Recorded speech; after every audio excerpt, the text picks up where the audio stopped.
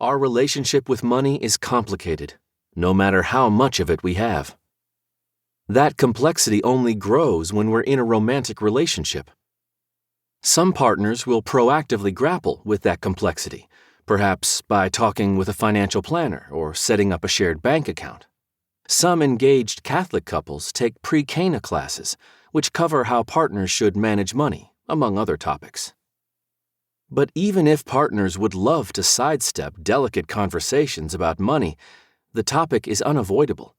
Most of life's major decisions, which jobs to pursue or take, where to live, how many children to try for, when to retire, are inextricably linked to money and are often made within intimate partnerships. The decision to marry is itself, in part, a financial decision. For example, when same-sex marriage was legalized nationwide in 2015 in the United States, David Sedaris immediately proposed to his longtime partner Hugh, but it wasn't because he loved him.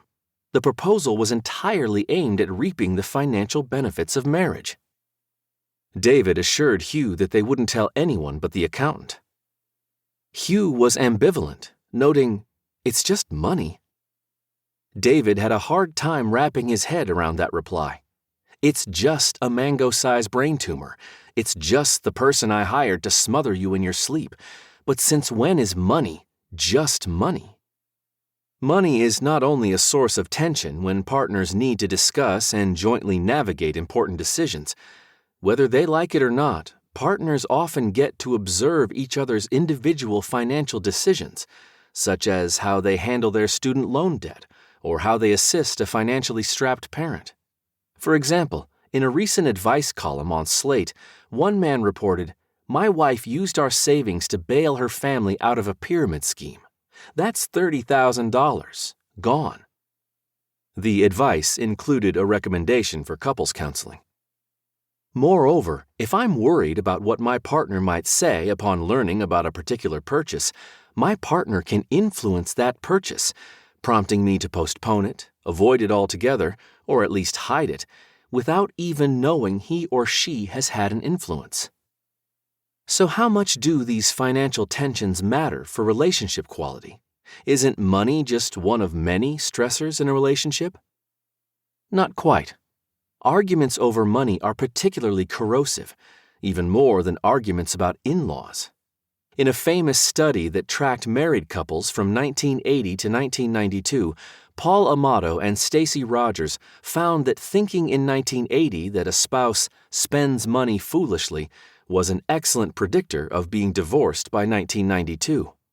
Known infidelity was the best predictor of subsequent divorce, but irritation with how a partner spends money was still high on the list.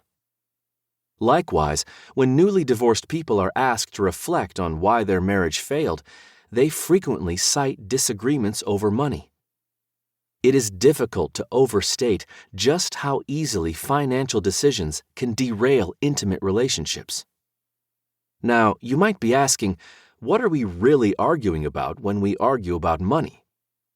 Many relationship experts propose that these arguments are really about something deeper, that arguments that are superficially about money actually deal with some pre-existing foundational tensions within the relationship, such as imperfect communication, conflicting goals, a power imbalance. That's sometimes true. However, the way we handle financial matters can create psychological dynamics that might not otherwise occur. For example, newlyweds might choose a bank account structure that provides too little or too much transparency about how each partner is spending, shaping conversations and arguments about money for years to come. Or suppose that one spouse is a stay-at-home parent and the other earns an income. Is it obvious how that income should come into the home? Should it be direct deposited into the earning spouse's individual bank account or into a joint account?